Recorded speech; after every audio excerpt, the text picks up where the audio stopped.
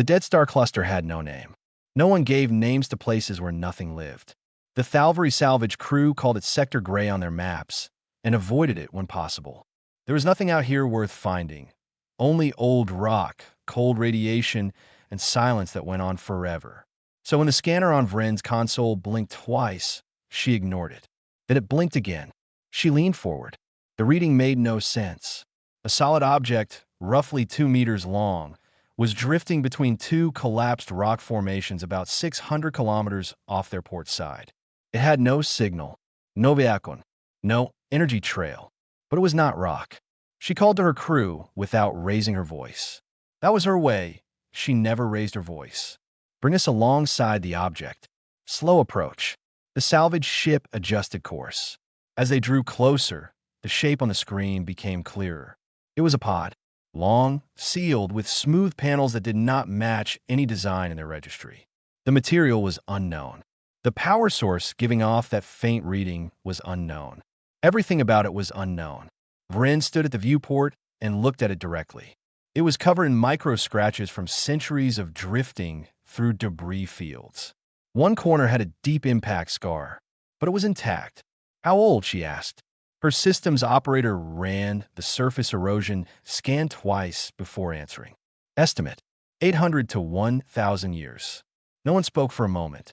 Bring it in, Vren said. They used the cargo arm to pull the pod into the hold.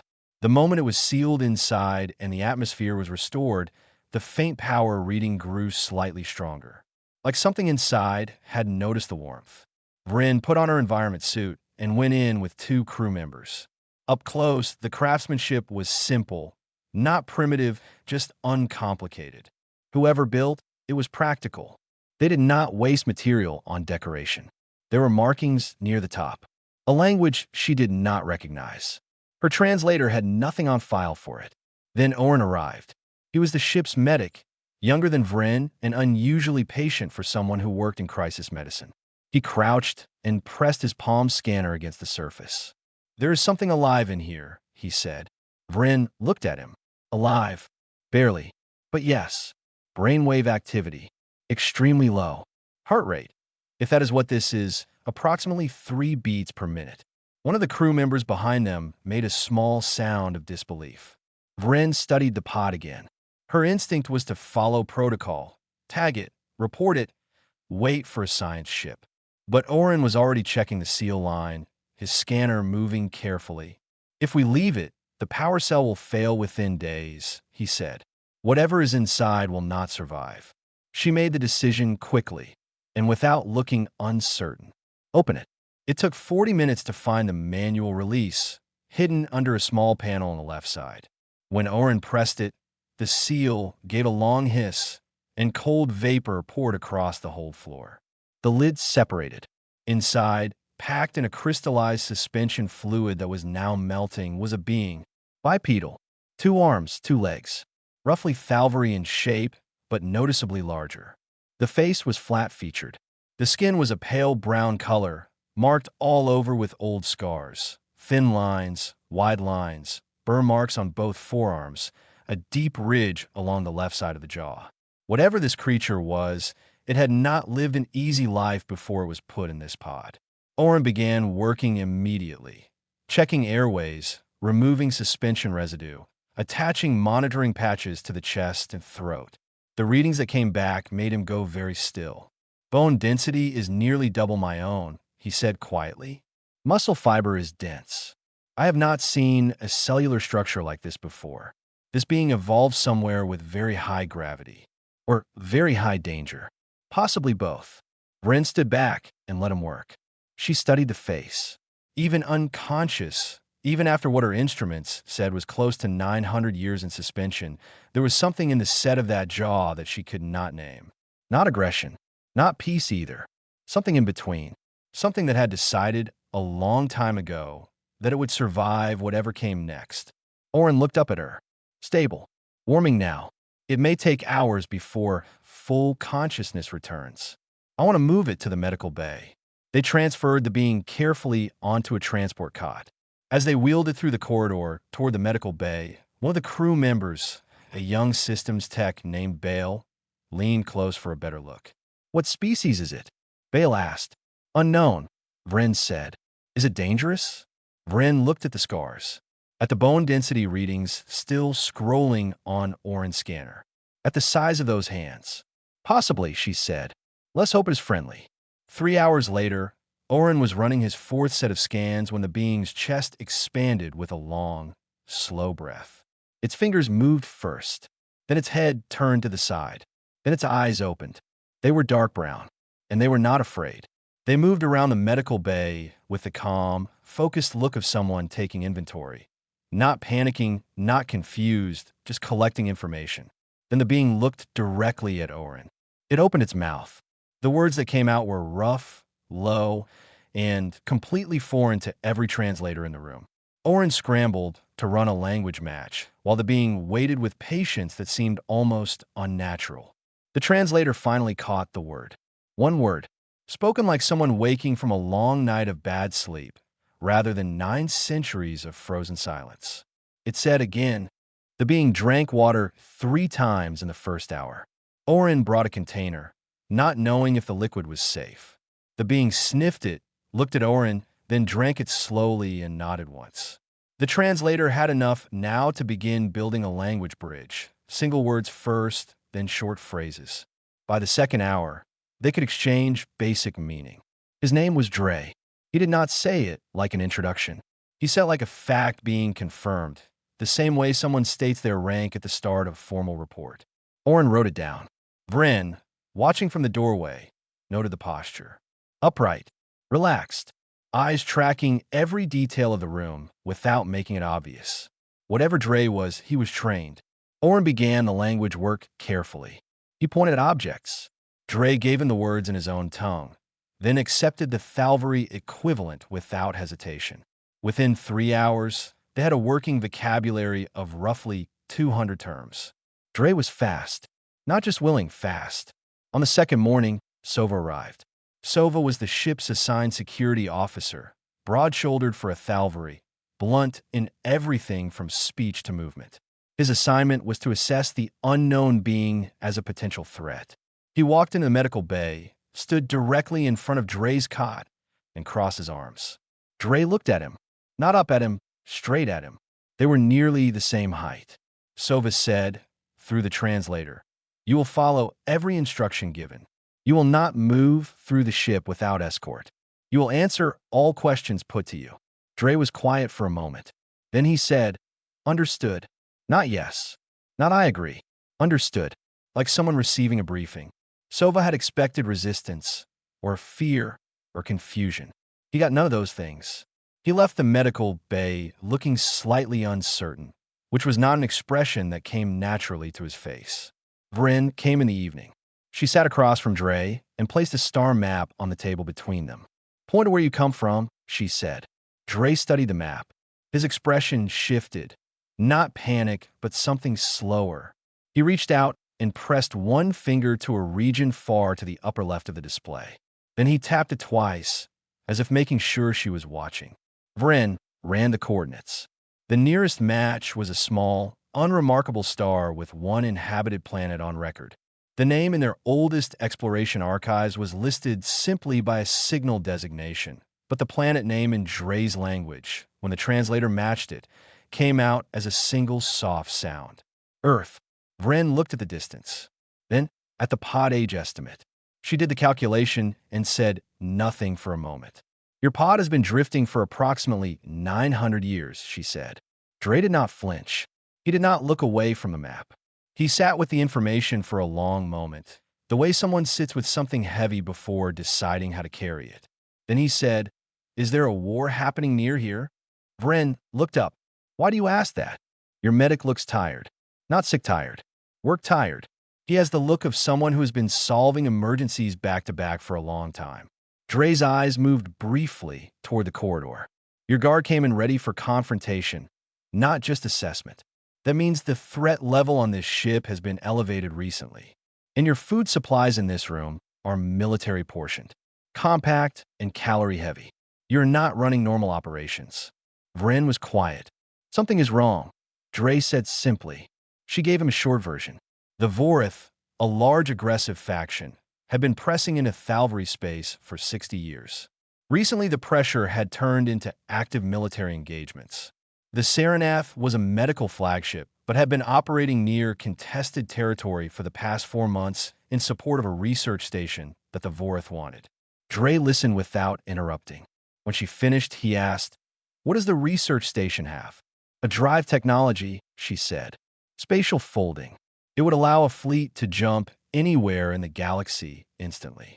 "And the Vorith want it?" "Yes. Have you considered destroying it rather than risk losing it?" Vryn looked at him. "Our council believes diplomacy." "How long have they believed that?" She paused. 60 years. Dre nodded slowly. He did not say anything judgmental. He just nodded, the way someone nods when a long story finally explains a familiar outcome. That night, Oren stopped by after his shift. He found Dre sitting on the edge of the cot, looking at the wall. Not distressed, just quiet. Oren sat in the chair nearby. He was not sure what to say, so he said nothing for a while. The room was small and still. Eventually, Dre spoke. 900 years, he said. I had a crew. We were doing a salvage op in deep water on my planet. We went under. After that, I do not know how I ended up in that pod. He paused. I do not know who put me there. Oren had no answer for that. He offered the only thing he had, presence, and the fact that he stayed in the chair and did not leave. Then the ship's alarm sounded. 3 short pulses, then a long one. Dre was on his feet before the second pulse finished. He did not look panicked. He looked focused, the same expression Oren had seen from the moment those dark brown eyes had opened. He pulled the monitor patches off his skin and said one word. Direction. Oren, already moving toward the door, looked back. And for reasons he could not fully explain, he pointed toward the viewport. Dre walked toward it without hesitation. Through the viewport, the Vorith fleet looked like teeth. 6 warships had dropped out of fold space at the edge of sensor range. They were holding position, not attacking yet, just sitting there the way something big sits before it decides to move. Their hull markings were a deep red-black, and they pointed toward the Saranath the way a hand points at something it intends to pick up. Vryn's voice came over the ship-wide channel. This is a medical vessel. We have no weapons. All crew to emergency stations. Dre stood at the viewport and did not move. He counted the ships. He measured their spacing by eye.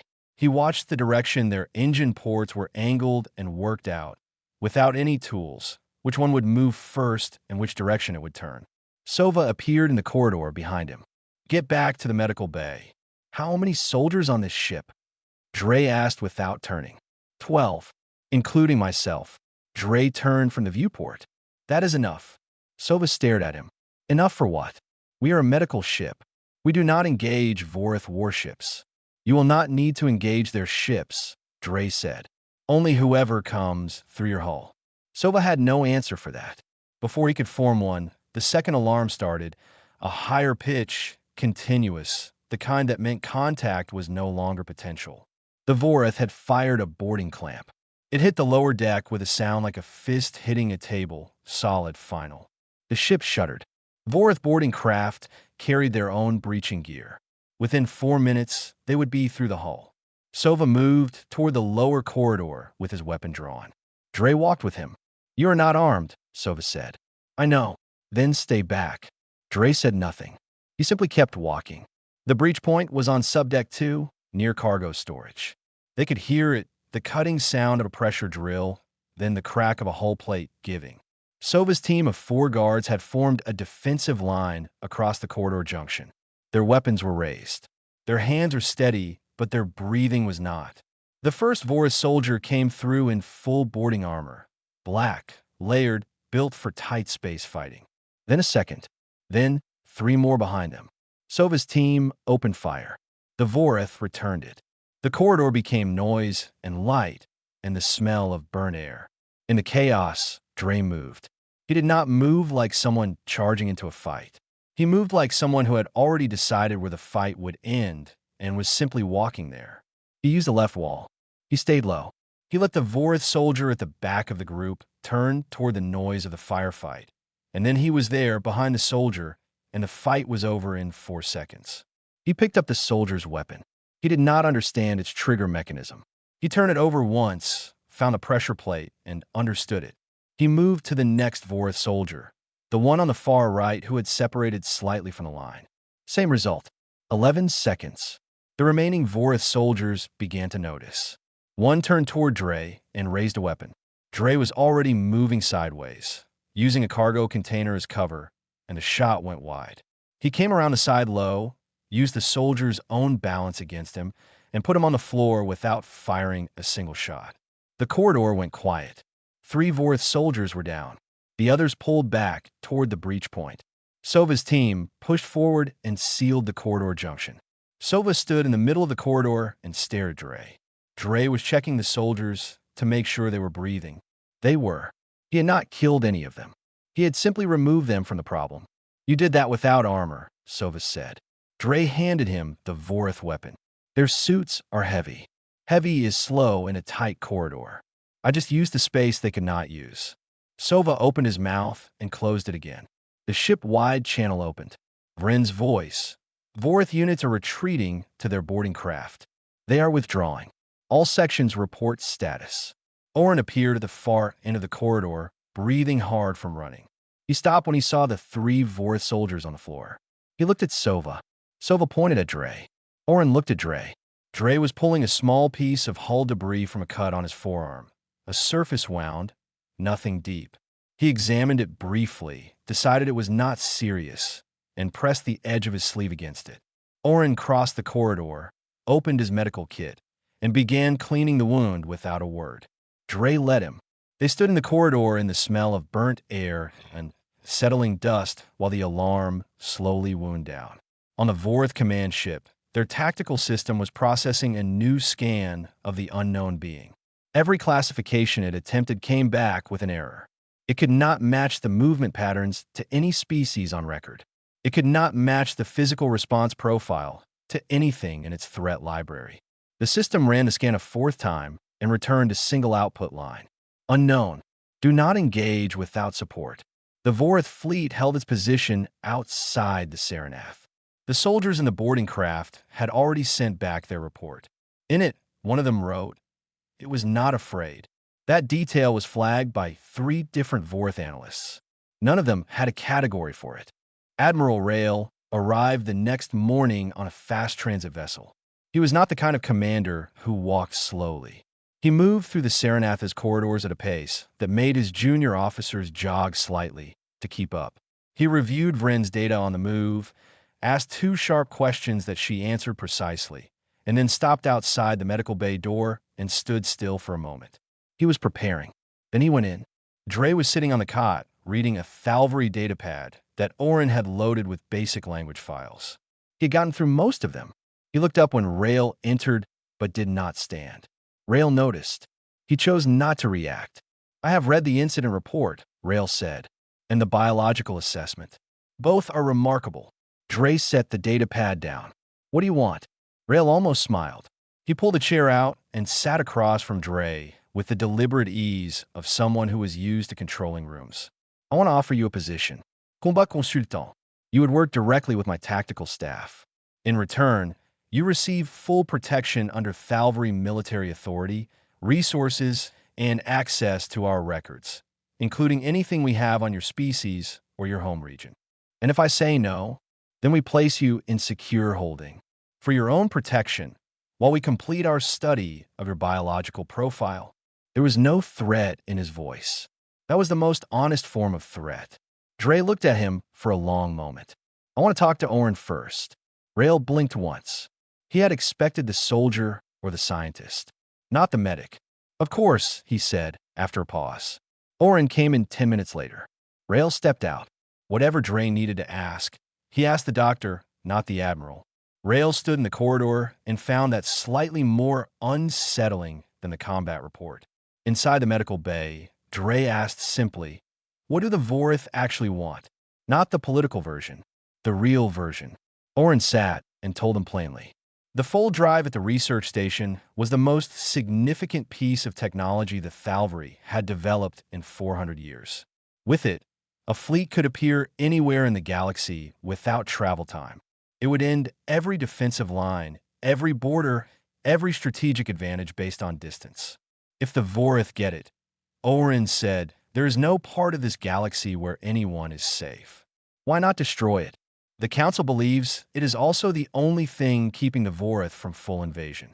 If the drive is gone, the Vorith have no reason to negotiate. They would simply attack on every front. How long has that logic been the strategy? 60 years, Orin said quietly. Dre looked at the ceiling. 60 years of keeping the thing they want, hoping they will eventually stop wanting it.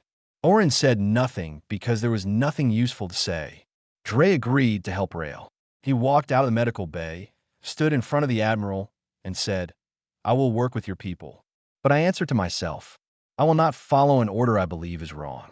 Rail looked at him carefully. Then he said, agreed. His tone said the conversation was not over, but this was not the moment to continue it. That evening, Vren stayed late at her workstation.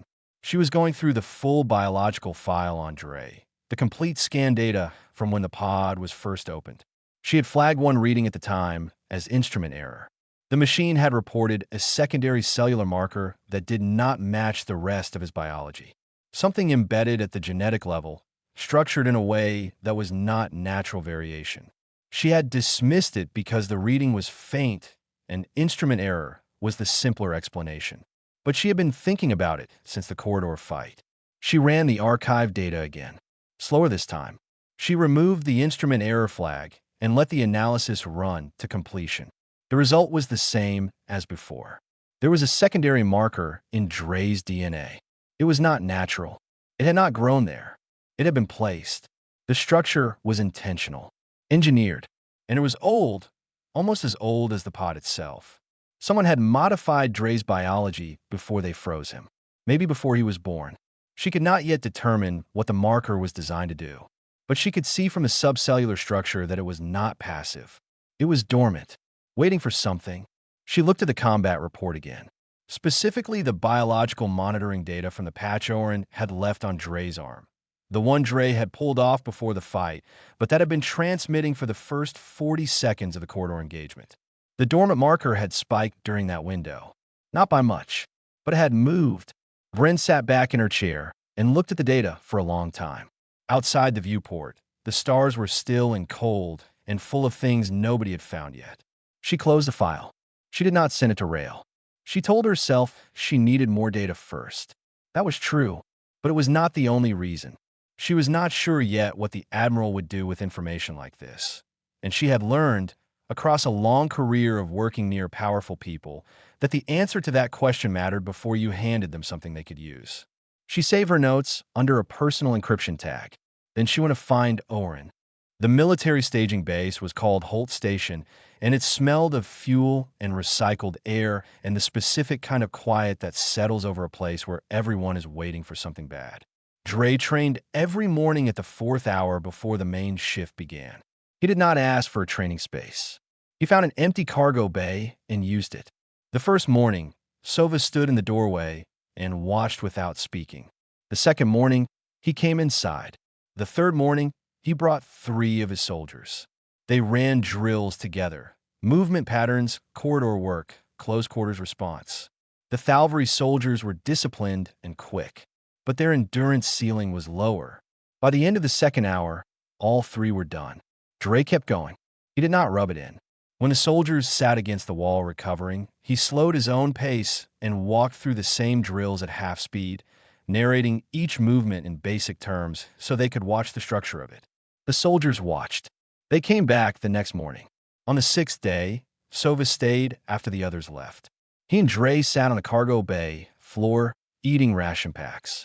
Sova had stopped holding his weapon across his knees when Dre was nearby, which was for Sova the equivalent of most people writing a long personal letter. On the ship, Sova said, when the Vorith came through the hull, "You were not afraid." Dre opened his ration pack. "I was focused. That is the same thing." "For me, yes." He chewed a piece of the ration slowly. "Fear is information. It tells you where the danger is. When I am in a fight, I take that information and use it instead of feeling it. It took a long time to learn." Sova was quiet. "Then how long?" Dre thought about it. "About 10 years. Give or take the 900. Sova made a sound that, through the translator, came out as something between a short laugh and a grunt of acknowledgement. It was the closest thing to warm that Sova had produced in the entire time Dre had known him. Vren found Dre alone 2 days before the mission briefing. She brought her personal datapad and showed him the biological file. She walked him through it without using complicated language. She had gotten better at that since Dre arrived. She showed him the secondary marker, the engineered structure, the activation spike from the corridor fight. Dre looked at the data for a long time. He was not a biologist. He could not read the cellular mapping the way she could, but he understood the shape of what she was telling him. Someone had put something in him, and it woke up when he fought. He asked, "What does it do?" "I do not know yet," she said. "The structure suggests it amplifies certain biological processes. Reaction, clarity, pain processing. But I cannot confirm that without a full activation event, and I do not know what triggers full activation." Dre looked at his hands. "It has never happened before. In my life before the pod, I never felt anything different. It may require a threshold," Vren said, "a specific level of physical stress or danger." The corridor fight was significant, but perhaps not significant enough. Dre said nothing for a moment. "Then who built it?"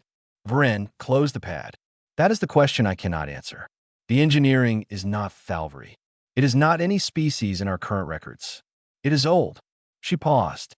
"Whatever built this did it a very long time ago and knew a great deal about human biology. More than we do." Dre said, "Does Rail know?" "No." He looked at her. "Why not?" She met his eyes. "Because I do not yet know what he would do with it." Dre held her gaze for a moment, then nodded once. The same nod he gave when he accepted information and moved on. That night, Oren found him in the observation bay, a small room with a wide viewport that pointed toward open space. Dre had a cup of hot water, the closest thing he had found to what he described, poorly but clearly, as tea. He was looking at the star field and running one finger slowly along the star map on his datapad, tracing a line from their current position back to the dead cluster where the pod had been found. Oren sat beside him. "Do you think you will ever find out who put you in that pod?" Oren asked. "No," Dre said, "but I will look." Oren nodded. After a moment he said, quietly, "I had a colony. On Servant 4. The Vorith took it 14 years ago. There is nothing there now." He paused. "I understand what it means to be the last of something." Dre looked at him, not with pity, with recognition. They sat together without speaking for a long time. The stars did not move. The hot water cooled. Neither of them felt the need to fill the silence with anything. The mission briefing came the next morning. The full drive was at a research station called Post Wiener, currently held by a Vorith ground force of approximately 60 soldiers. Intelligence estimated the structure was still intact. The plan was a small insertion team, 9 soldiers including Sova's unit, Dre, and Oren for medical support. Get in, secure, or destroy the drive. Get out before the Vorith fleet repositioned. As Dre's team boarded the drop craft on launch day, Sova fell in a step beside him and said, low enough that only Dre could hear, "I was wrong about you." Dre kept walking. "Do not be right about me yet," he said. "Wait until we are back." Sova said nothing, but he kept pace. Post Wiener did not look like what Dre expected. It was small, a research outpost rather than a station, built into the side of a dead planetoid with most of its structure underground. The Vorith had taken it quietly, which meant they valued it enough not to damage it. That was the only useful thing the intelligence briefing had gotten right. Everything else was wrong. 60 soldiers became 90 as the team hit the outer corridor. 3 of Sova's soldiers were pinned immediately in the entry junction.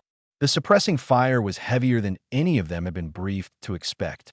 Dre moved without waiting for orders.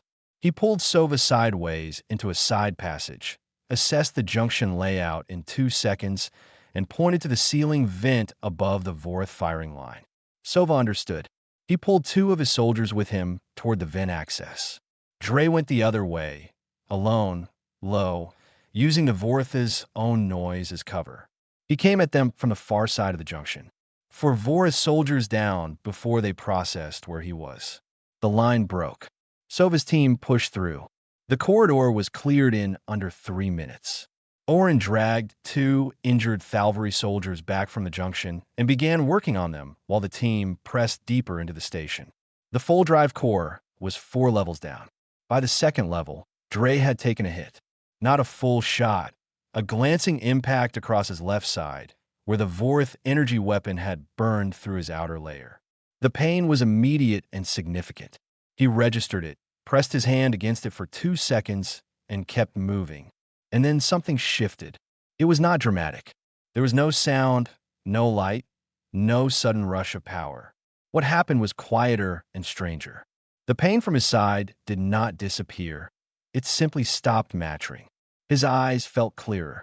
His reading of the corridor ahead, the angles, the positions, the rhythm of the Vorth movements became sharper and faster than it had any right to be. Vren's dormant marker had found its threshold. Dre did not know that was what happened.